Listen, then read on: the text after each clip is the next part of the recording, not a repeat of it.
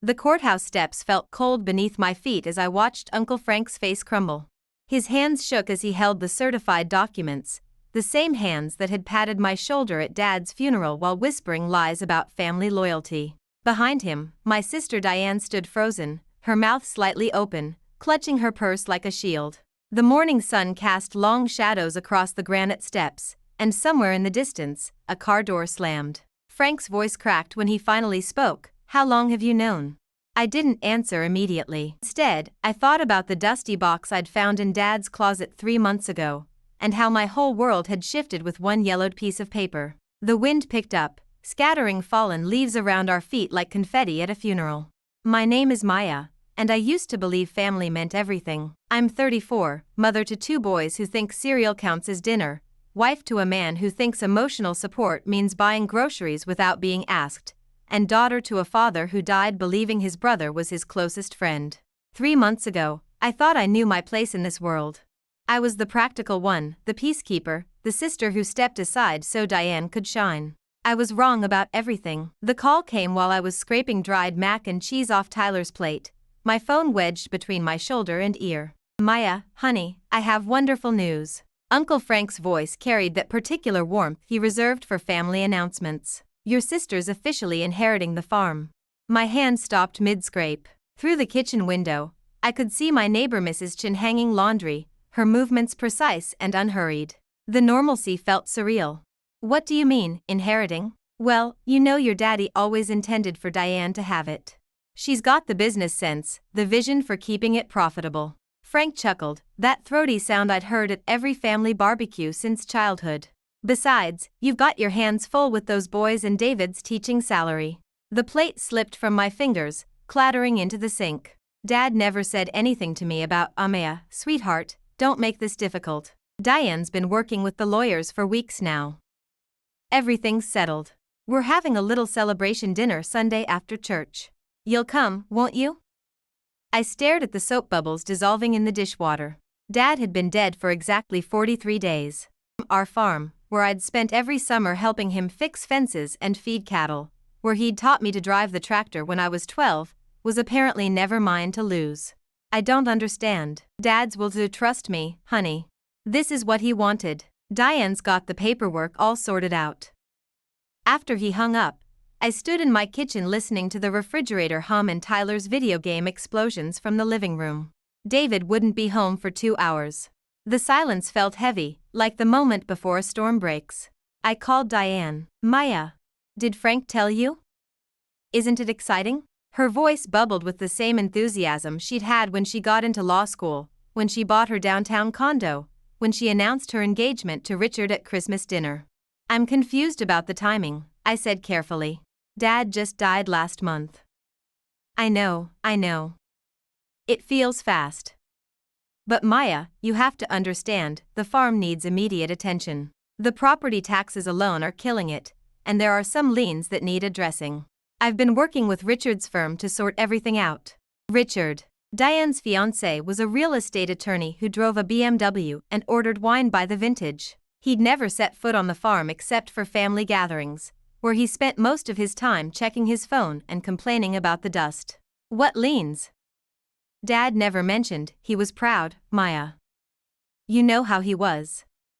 He didn't want to burden us with the financial details." Diane's voice took on that patient tone she used when she thought I wasn't keeping up. "Look, I'll show you everything Sunday. But honestly, it's better this way. You don't need the stress of managing 300 acres on top of everything else." I wanted to argue, but something in her tone made me pause. This conversation felt rehearsed, like she'd practiced these responses. "Can I see the will? Dad's actual will?" "Of course. Bring the boys Sunday. Mom's making her famous potato salad." After she hung up, I sat at my kitchen table and tried to remember the last conversation I'd had with Dad about the farm.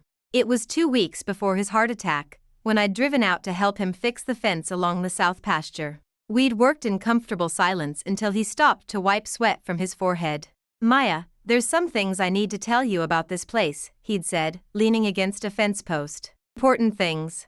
But then his phone had rung, something about a delivery mix-up, and by the time he finished the call, Tyler had scraped his knee on the barbed wire and needed bandaging. Dad never finished that conversation. Sunday arrived, gray and drizzling. The family gathered at Mom's house, the same modest split level where Diane and I had grown up.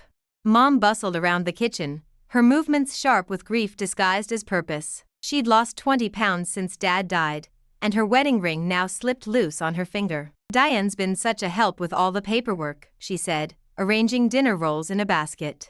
I don't know what I would have done without her. Frank held court in the living room, explaining to anyone who'd listen how complicated farm inheritance could be. Property this size, you need someone who understands agricultural law, tax implications, water rights. Diane's got the education for it. I watched my sister across the crowded room. She wore a navy blazer and carried herself with the confidence of someone who'd never doubted her place in the world. When she caught my eye, she smiled, the same bright smile from our childhood, except now it felt distant. During dinner, Richard produced a folder thick with official-looking documents. Maya, I wanted to show you how we're structuring everything. Very straightforward. Diane assumes ownership, handles the operational decisions, and any profits get distributed to family members according to your father's wishes. What were his wishes, exactly?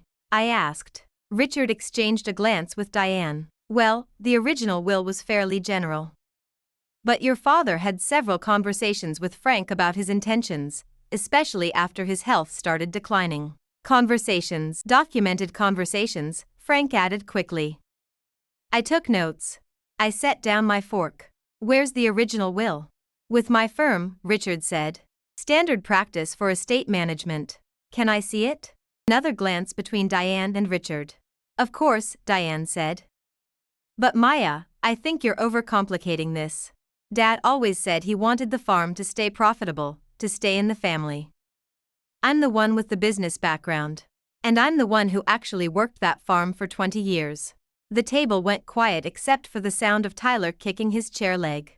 Mom cleared her throat. Girls, please. This is supposed to be a celebration. After dinner, I helped Mom with dishes while Diane and Richard discussed something in low voices by the fireplace. Frank sat in Dad's old recliner, telling my boys stories about their grandfather. Maya, Mom said quietly, I know this is hard. But your father wanted what was best for everyone. Did he tell you that? Directly? She paused, a plate half-dried in her hands. Well, no. But Frank and Diane have been handling everything. They know more about these legal matters than I do. Through the kitchen window, I could see the farmland stretching toward the horizon, brown and dormant under the November sky. Somewhere out there, cattle were waiting to be fed. Fences needed mending. Dad's old truck sat in the barn, probably with dead batteries by now. That night, after David had fallen asleep to some documentary about ancient Rome, I lay awake thinking about that unfinished conversation with Dad. Important things, he'd said. What kind of important things? At 2 a.m, I got up and drove to the farm. The house sat dark and empty, windows reflecting my headlights like blank eyes. I used my key, the same key Dad had given me when I turned 16, and stepped inside. The smell hit me immediately: coffee, wood smoke, and something uniquely Dad that I couldn't name. I started in his bedroom, searching through drawers and closets with the methodical patience that comes from genuine desperation. In the back of his closet, behind a box of Mom's old quilts, I found a small wooden chest I'd never seen before. Inside was a manila envelope marked Maya in Dad's careful handwriting. My hands shook as I opened it. The first document was a will, dated 6 months ago, 2 months after Diane had gotten engaged. The second was a letter in Dad's handwriting, and the third was something that made my blood run cold: a deed transfer document, already notarized, but never filed. The will was clear: the farm went to me, with a provision that Diane would receive Dad's life insurance money to buy her own property if she wanted to stay in farming. Fair, thoughtful, typical Dad. The letter was 2 pages of his careful explanation about why he'd changed his mind about leaving the farm to both sisters equally. Diane had made it clear she saw the farm as an investment opportunity, something to eventually develop or sell. I saw it as home. But the deed transfer, that was the document that changed everything. It transferred ownership of the farm from Dad to Frank, dated 3 weeks before Dad's death. Dad's signature looked shaky, uncertain, nothing like his usual confident handwriting. At the bottom of the envelope was a note scrawled in pencil: Mia, if anything happens to me before we can talk, this deed is wrong. Frank made me sign it when I was on the heart medication, told me it was temporary for tax purposes. Don't let him steal your inheritance. The real will is in the safety deposit box at First National. Box 247. He is taped under my toolbox drawer. I love you. Dad. I sat on Dad's bed, holding these papers in hands that wouldn't stop trembling, and felt something inside me shift and harden. My sister, my uncle, my own family had looked at Dad's fresh grave and decided to rob me blind. But they'd made one crucial mistake. They'd forgotten that I was my father's daughter. The safety deposit box key was exactly where Dad said it would be, taped to the underside of his toolbox drawer, wrapped in electrical tape like a secret he'd been protecting. My fingers were steady now, the initial shock replaced by something colder and more focused. First National Bank opened at 9. I was there at 8:45, sitting in my car with the engine running, watching the manager unlock the front doors. The teller, a young woman with purple highlights, barely looked up when I handed over the key and Dad's death certificate. Box 247, she said, leading me through the vault. Take your time. Inside the box, Dad's real will, notarized and witnessed properly. A copy of the farm's original deed from 1987 when Grandpa died. And a manila folder labeled Frank Insurance Fraud 1994 in Dad's methodical handwriting. I photographed everything with my phone, my hands surprisingly steady. The insurance folder contained copies of claim forms, investigator reports, and a handwritten confession Dad had apparently convinced Frank to sign 28 years ago. Frank had burned down his own barn for the insurance money, and Dad had covered for him. The confession was Frank's insurance that Dad would never tell. But now Dad was dead. I drove home in a daze, the copied documents burning against my passenger seat. David was loading the dishwasher when I walked in, still in his pajamas. Where were you so early? He asked, not looking up. Running errands. Maya. His tone made me stop. Is everything okay? You've been different since your dad died. Distant. I looked at my husband, really looked at him. 15 years of marriage, and he still loaded the dishwasher wrong, putting the plates facing the wrong direction. He meant well, but he'd never understood the weight I carried, the constant calculations required to keep our family functioning. David, if you found out someone was stealing from us, from our children, what would you do? He paused, holding a coffee mug. What kind of stealing? The life-changing kind. I'd call the police, I guess. Why? Never mind. He didn't push. David never pushed. It was one of the qualities I'd loved about him when we were dating, his easy acceptance of surface answers. Now it felt like living with a pleasant stranger. I spent the morning researching estate law on my laptop while the boys played video games. Property deed fraud, statute of limitations, undue influence on elderly persons. The legal terminology swirled together, but the basic facts were clear. Frank had committed fraud, and my family was helping him cover it up. At noon, I called the law office that had allegedly handled Dad's estate planning. Henderson and Associates, a crisp voice answered. I need to speak with someone about my father's will. Robert Castellanos. One moment, please. A male voice came on the line. This is James Henderson. Ms. Castellanos, isn't it? I believe we spoke with your sister about your father's estate. What exactly did you speak with my sister about? Because I have my father's actual will here, and it doesn't match what she's been telling the family. Silence. Then, Ms. Castellanos, I think there may be some confusion. We haven't handled any estate work for a Robert Castellanos. Your sister consulted with us about property transfer procedures, but no will was involved. The air left my lungs. Property transfer procedures. Yes, she was asking about how to transfer agricultural property between family members. Hypothetical questions, mostly. We never prepared any documents for your father's estate. And my Uncle Frank? Frank Castellanos? I don't have any record of that name in our files.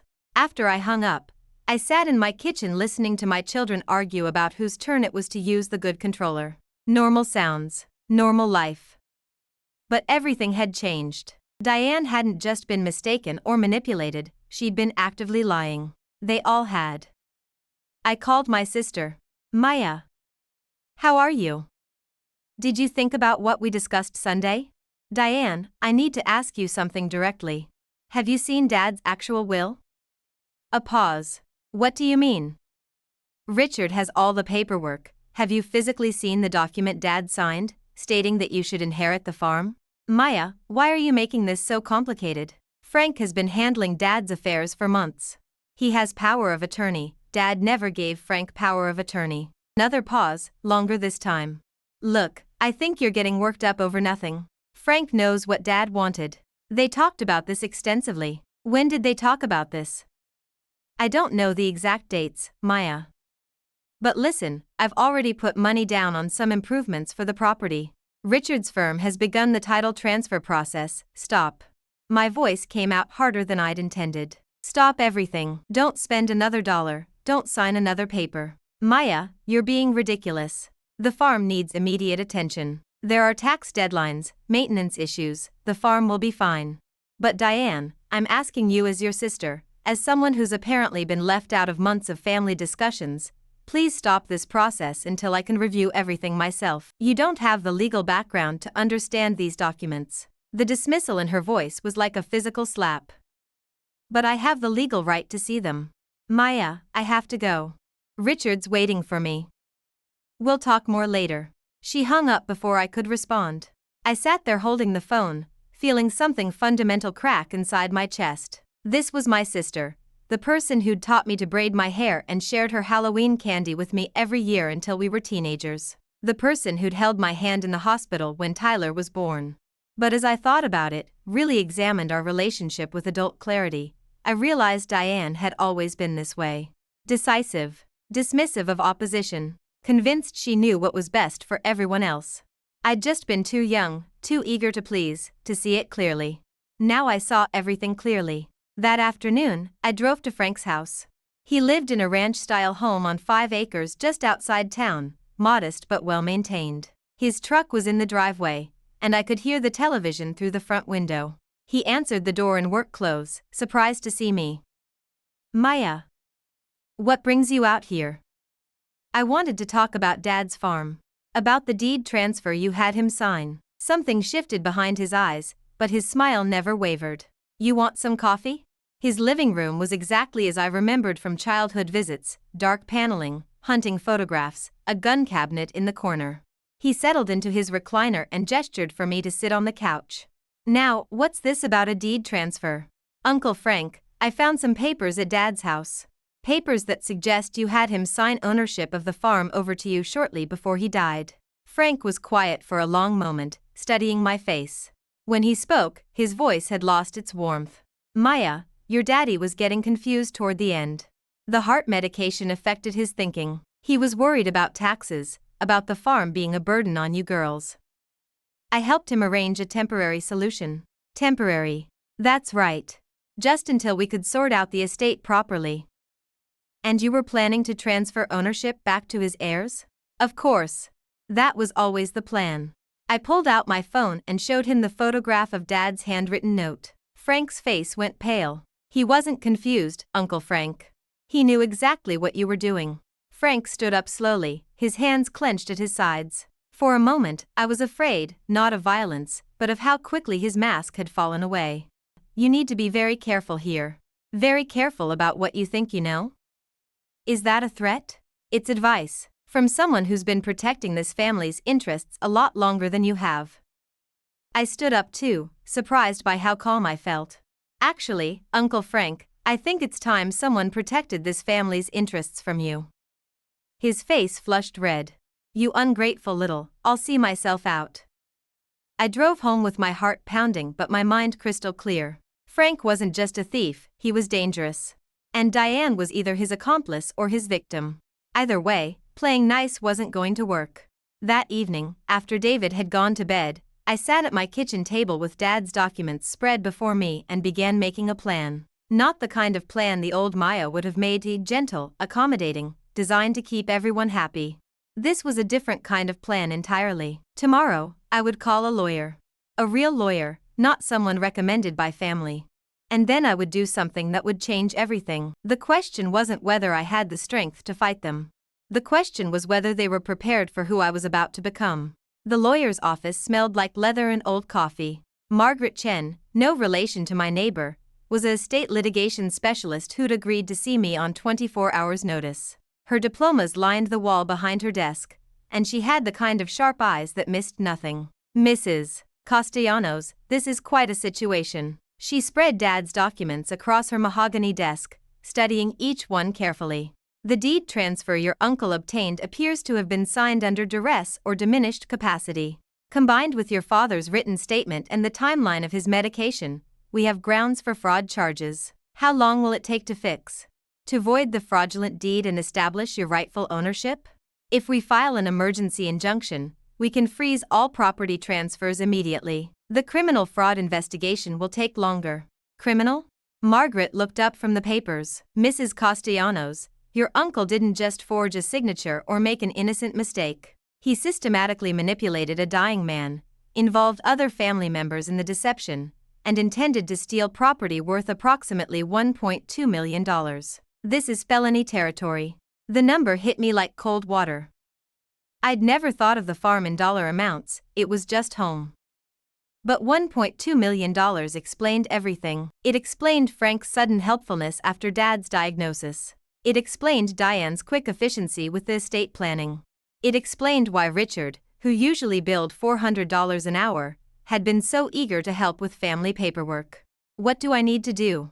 First, we file the injunction this afternoon. That stops any further transfers or sales. Then we notify the district attorney's office.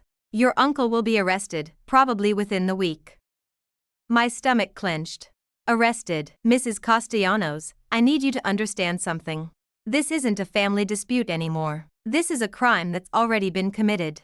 Your signature on these documents doesn't prevent prosecution, it just determines whether you'll be a victim or a witness. I thought about Frank at family barbecues, teaching my boys to fish, fixing Mom's leaky faucet last Christmas. Then I thought about Dad's shaky handwriting on that deed, his confusion during those last weeks when the heart medication made him tired and unfocused. Do it. File everything. Margaret nodded. I'll need you to stay available for questioning. And Mrs. Castellanos, don't contact your family about this. Once we file, they'll know soon enough. I drove home in a haze, the legal papers burning in my purse like evidence of some crime I'd committed. But I hadn't committed anything. I was just finally fighting back. David was grading papers at the kitchen table when I walked in, red pen marks scattered across student essays about the American Revolution. Normal life, continuing around the edges of my personal war. How was your appointment? He asked without looking up. Productive. Good. Listen, Tyler needs help with his science project, and I promised the boys we'd go to that new pizza place tonight. Pizza. Science projects. The ordinary concerns of people whose families weren't falling apart in real time. That sounds fine. He looked up then, really seeing me for the first time in days. Maya, you look pale. Are you getting sick? I'm fine. But I wasn't fine. I was terrified and exhilarated and sick to my stomach all at once. In 3 hours, Margaret would file papers that would tear my family apart. Tomorrow, Frank would wake up to find his world collapsing. Diane would realize that her meek little sister had just destroyed everything. The phone rang at 6:47 p.m., just as we were leaving for dinner. Maya? Mom's voice was tight with panic. What have you done? My blood froze. What do you mean? Frank just called. He says there are lawyers involved, that you're trying to steal the farm from Diane, that you've hired someone to make trouble. I closed my eyes. Frank was already spinning this, already positioning himself as the victim. Mom, that's not what's happening. Maya, how could you? Your father just died. This family is already broken, and now you're attacking your own uncle? Mom, Frank stole the farm. He tricked Dad into signing papers. Frank has been nothing but helpful. He's been taking care of everything while the rest of us grieve. He's been stealing everything while the rest of us grieve. Silence. Then Mom's voice, colder than I'd ever heard it. I don't know who you've become, but this isn't the daughter I raised. Frank is family, Maya. Family doesn't destroy family. She hung up. David stood in the doorway, holding Tyler's jacket, watching me with concerned eyes. Maya, what's going on? I looked at my husband, my children, my normal life waiting for me to step back into it and pretend everything was fine. But I couldn't pretend anymore. David, my family has been lying to me. About Dad's will, about the farm, about everything. I found evidence today that my uncle committed fraud, and I hired a lawyer to stop him. David set down the jacket. Fraud? He tricked my dying father into signing over property worth over $1 million. My sister knew about it. They all knew. Jesus, Maya. Are you sure? Maybe there's been some misunderstanding. There's no misunderstanding. I have the documents. I have Dad's handwritten statement about what Frank did. David sat down heavily at the kitchen table. What happens now? Now we find out what kind of people my family really are. The boys appeared in the doorway, backpacks on, ready for pizza. Tyler looked between David and me with the sharp perception of a 10-year-old who'd learned to read adult tension. Are we still going to dinner? He asked quietly. I looked at my son, at both my sons, and felt something settle inside me. Whatever came next, whatever my family did in retaliation, my children needed to see their mother fight for what was right. Yes, I said. We're going to dinner. At Romano's Pizza, surrounded by the cheerful chaos of families enjoying Tuesday night dinner specials, my phone buzzed constantly. Text messages from numbers I didn't recognize. Voicemails from relatives I hadn't spoken to in years. Diane called 4 times, I didn't answer. Finally, around 8:30, a text from my sister, Maya, we need to talk. Tonight. This has gone too far. I showed David the message. He read it, then looked at me with an expression I couldn't quite interpret. What are you going to do? I'm going to talk to her. Maya, maybe you should wait until tomorrow. When things aren't so heated. I thought about that, about waiting, about giving Diane time to coordinate with Frank, to come up with a better story, to find a way to make this my fault. The old Maya would have waited. The old Maya would have avoided conflict, smoothed things over, found a compromise that left everyone feeling better. But the old Maya was gone. No, I said. Tonight. We drove home in silence, the boys chattering about their food in the back seat, unaware that their mother was about to walk into a battle that would reshape everything they thought they knew about family. Diane's car was in my driveway when we arrived. She sat behind the wheel, engine off, staring at the house with an expression I couldn't read from this distance. Take the boys inside, I told David. Give us some privacy. Maya, I don't like this. She looks upset. She looked more than upset. She looked dangerous. I can handle my sister. I walked to her car and tapped on the passenger window. She unlocked the door, and I slid in beside her. We sat in the dark for a moment, 2 women who'd grown up sharing a bedroom and secrets, now strangers measuring each other's intentions. You could have talked to me first, Diane said finally. I tried. You dismissed me. I mean really talked. Before involving lawyers and making accusations, I studied her profile in the dashboard light. What would you have said if I'd come to you with Dad's real will? With evidence that Frank forged documents? I would have said you were upset, confused by grief, that you were looking for someone to blame for Dad's death. And would you have been wrong? Diane turned to look at me then, and I saw something in her eyes I'd never seen before. Not anger, not hurt. Calculation. Maya, you have no idea what you've done. I've exposed a crime. You've destroyed everything. Frank, the farm, this family, all of it. For what? So you can play farmer and struggle financially for the rest of your life? It was never about the money, Diane. Everything is about money. Dad's medical bills, Mom's mortgage, your boys' college funds, all of it requires money. Frank had a plan that would have taken care of everyone. Frank's plan involved stealing from a dead man. Frank's plan involved making the best of a bad situation. Her voice rose, and I realized we'd moved past the point of reasonable conversation. We were in new territory now, the place where families go to destroy each other. Diane, I said quietly, did you know Dad wrote a letter explaining what Frank did to him? She went very still. What kind of letter? The kind that explains how Frank convinced a sick, medicated man to sign papers he didn't understand. The kind that makes it clear this wasn't Dad's choice, it was Frank's crime. You don't understand the pressure Frank was under.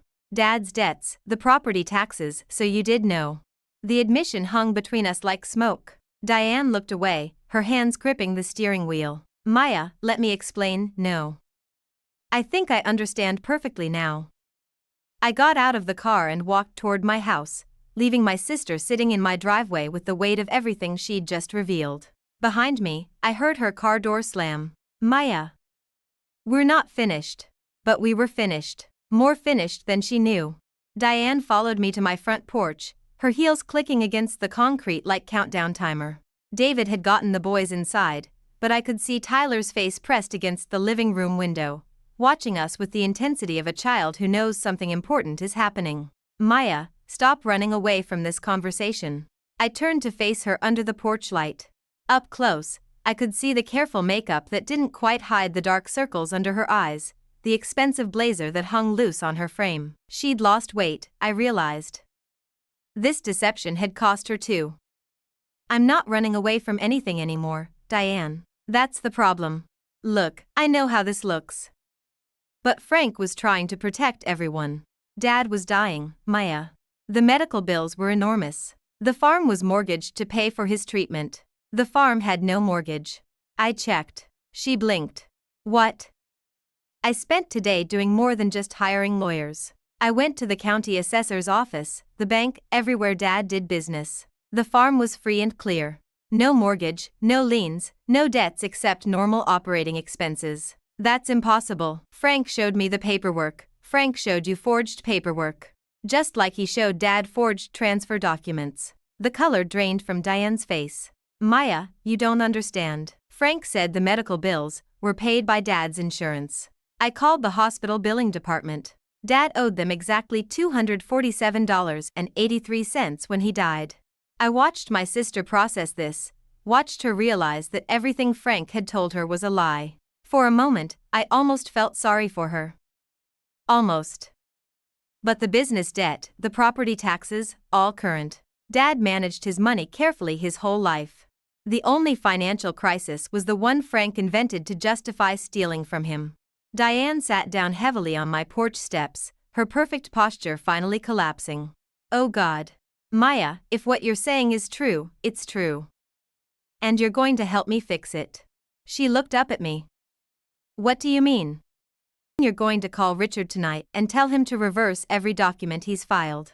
You're going to contact everyone who thinks you're inheriting the farm and tell them the truth. And you're going to give me a written statement about everything Frank told you. Maya, I can't. My career, my engagement, Richard's firm handled the legal work. If this becomes public, it's already public. I filed fraud charges this afternoon. Frank will be arrested tomorrow. You what? Diane stood up so fast she stumbled. Maya, you can't be serious. Frank's family. He's Mom's brother-in-law. This will destroy him. He destroyed himself when he decided to steal from a dying man. You vindictive bitch. The words hit me like a slap, but they didn't hurt the way they would have a week ago. Instead, they clarified everything. There it is, I said quietly. Your real opinion of me. I'm vindictive for stopping a crime. I'm a bitch for protecting Dad's wishes. But Frank's a family man for committing fraud. Maya, no. You made your choice when you decided I was too stupid to deserve the truth. When you let Frank manipulate Dad in his hospital bed. When you planned to steal my inheritance and make me grateful for it. We never meant to hurt you, you meant to rob me. There's a difference. My front door opened and David stepped out, car keys in his hand. Maya? I'm taking the boys to my mother's for the night. I think you two need privacy. He kissed my cheek quickly, whispered be careful, and disappeared back inside. Within minutes, I heard his car backing out of the driveway. Diane and I were alone. Maya, please. Let me explain what? How you've been planning this since Dad's diagnosis. How you convinced Mom that Frank was being helpful. How you brought Richard into it to make sure the theft looked legitimate. It wasn't like that. Frank came to me after Dad's heart attack. He was worried about the medical costs, about what would happen to the farm if Dad couldn't work it anymore. He said Dad had asked him to handle things. And you believed him? Why wouldn't I? Frank's been involved in Dad's business decisions for years. He helped with the cattle sales, the equipment purchases, he advised Dad on business. That doesn't mean Dad gave him power of attorney. Diane pulled out her phone. Maya, I'm calling Richard. We can fix this quietly, without involving the police, it's too late for that. What do you mean? I pulled out my own phone and showed her the screen. A text message from Margaret Chen, sent 20 minutes ago, injunction granted. All property transfers frozen. DA filing charges tomorrow. You can't undo criminal prosecution, Diane. Once the state gets involved, it's out of our hands. She read the message twice, her face going pale. Maya, Frank could go to prison. Frank should go to prison. And what about Mom? What about the family? This will be in the newspapers, Maya. Everyone will know. Everyone should know. Diane sank back down on the steps, her phone clutched in her hands like a lifeline that had already been cut. You've thought about this. You've planned it all out. I've learned from the best. Frank taught me that family loyalty only works one direction. You taught me that looking out for myself isn't the same thing as being selfish. Maya, I never meant for you to get hurt. Yes, you did. You meant for me to stay quiet and grateful while you stole everything Dad worked for. You meant for me to trust family while family robbed me blind. I sat down beside her on the steps, close enough to see the tears starting to form in her eyes. Diane, I want you to know something. I don't hate you. I'm not doing this for revenge. Then why? Because Dad trusted me to fight for what's right. Because my boys need to see their mother stand up to bullies. And because someone in this family needs to tell the truth. The truth is going to destroy us. The lies were already destroying us. At least the truth gives us a chance to rebuild. Diane's phone rang. Richard's name appeared on the screen. She stared at it without answering. What am I going to tell him? The truth. Tell him his firm facilitated fraud and he needs to withdraw from representing Frank immediately. He'll break up with me. If he breaks up with you for being a crime victim instead of a criminal, then he wasn't worth keeping. The phone stopped ringing, then immediately started again. Richard, persistent as always. Maya, there's something else. Diane's voice was barely above a whisper. Something I didn't tell you about Frank. My stomach clenched. What? The insurance folder you found in Dad's safety deposit box. Frank knows about it. He's known for years that Dad kept evidence of the barn fire. So Frank's been paying Dad money every month since 1994. Hush money. Dad could afford the medical treatments that insurance didn't cover. That's how he kept the farm profitable during the bad years. The world tilted. Dad was blackmailing Frank? Not blackmailing. Frank was compensating him for keeping quiet about the insurance fraud.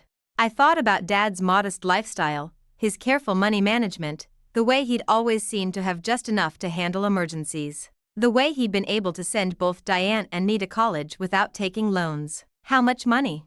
$2,000 a month. For 30 years.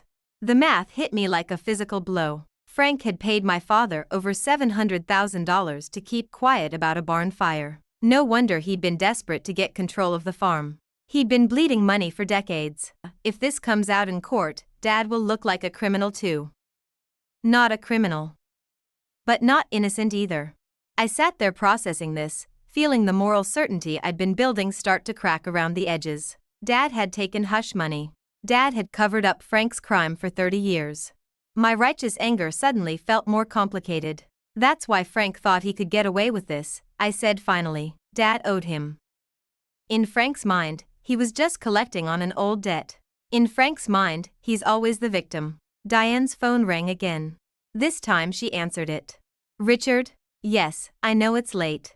We need to talk. She stood up and walked toward her car, speaking in low urgent tones. I caught fragments, fraud charges filed, need to withdraw, complications with the family. When she came back, her face was grim. Richard's firm is dropping Frank as a client. Conflict of interest. And you? Richard wants to meet tomorrow to discuss our relationship status. She made air quotes, her voice bitter. Apparently being engaged to someone involved in a criminal case is bad for his partnership prospects. I'm sorry. No, you're not. And you shouldn't be. He was always more interested in my potential than my reality. We sat in silence for a moment, two sisters on a porch, watching the life we'd thought we understood fall apart around us. Maya, what happens now? Now we find out if this family is worth saving. The courthouse steps felt cold beneath my feet as I watched Uncle Frank's face crumble. His hands shook as he held the certified documents, not arrest papers, but something worse. A civil settlement agreement that would destroy him more thoroughly than any criminal charge ever could. How long have you known? He asked, his voice cracking. I thought about the dusty box in Dad's closet, about 3 months of careful planning, about the choice I'd made when I realized the truth was more complicated than simple theft. Since the beginning, I said. But it took me a while to figure out how to use it. Behind Frank, Diane stood frozen, clutching her purse like a shield. Mom sat on a nearby bench, her face pale with shock. Margaret Chin stood beside me, professional and quiet, holding the papers that would reshape everything. Maya, please, Frank whispered. Think about what this will do to your mother. To the whole family. I've thought about nothing else for 3 months. The morning had started with Frank's arrest, just as Margaret had promised. But the arrest was theater, a pressure tactic designed to make Frank understand how serious this had become. The real power was in what came next. I'd spent the week after my confrontation with Diane doing research that went far beyond estate law. I'd hired a private investigator to trace the money trail between Frank and Dad. I'd contacted the insurance company that had paid out on Frank's barn fire in 1994. I'd built a case that could destroy Frank completely. But I'd also discovered something else. Frank's monthly payments to Dad hadn't just been hush money.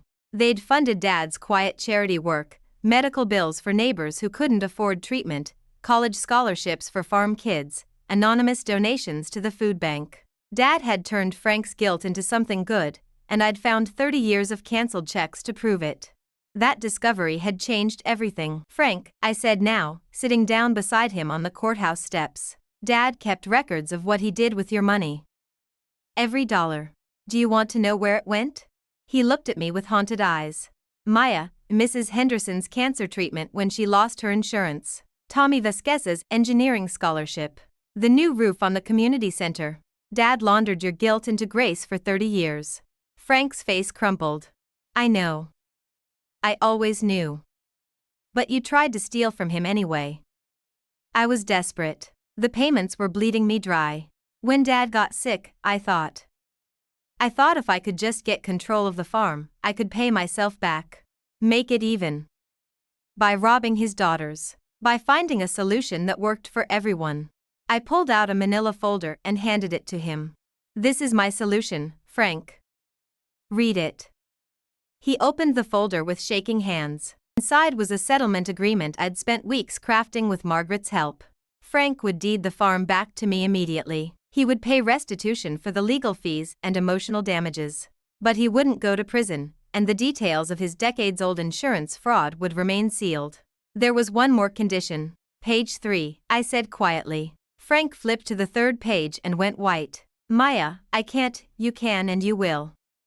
Every month, for the rest of your life, you'll continue Dad's charity work. Same amount, same causes. The only difference is that I'll be overseeing where the money goes. That's over half my pension. That's what Dad was doing with it anyway. You're just cutting out the middleman. Frank looked up at me with something approaching awe. You're not prosecuting me. I'm doing something worse. I'm making you live with what you did while you spend the rest of your life making amends. Mom approached us slowly, her face streaked with tears. Maya, I don't understand any of this. I stood up and put my arms around her. Mom, Dad was protecting all of us from a secret that would have torn this family apart. Now I'm protecting us from a different secret. But the protection comes with a price. What price? Frank has to earn his way back into this family. One charitable donation at a time. Mom looked between Frank and me, trying to process the complexity of what had just happened. And the farm? Stays in the family. Gets worked by someone who actually knows how to work it. Gets passed down to my boys the way Dad intended. Margaret approached with a clipboard. Mr. Castellanos, if you're ready to sign? Frank took the pen with hands that barely functioned.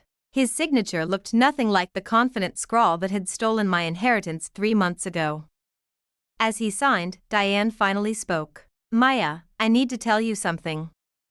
I turned to look at my sister. She'd lost weight over the past week, and the expensive blazer hung loose on her frame. Richard broke up with me, she said simply.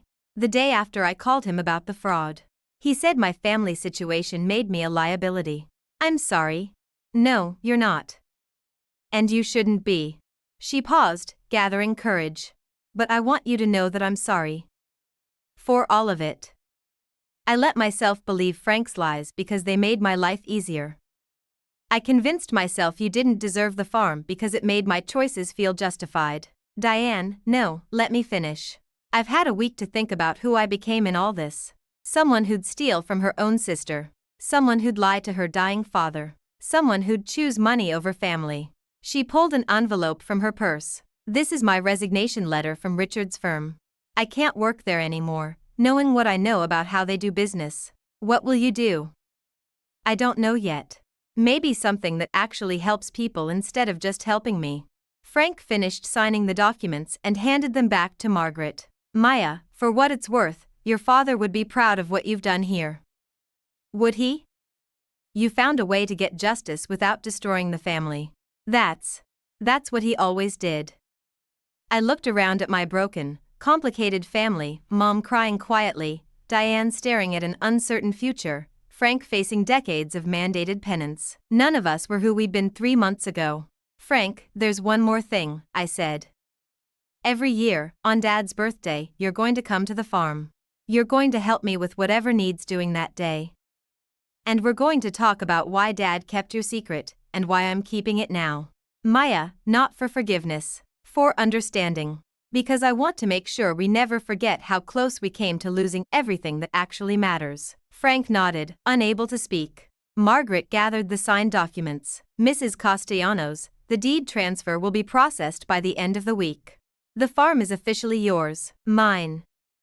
After 3 months of fighting, the word felt both triumphant and terrifying.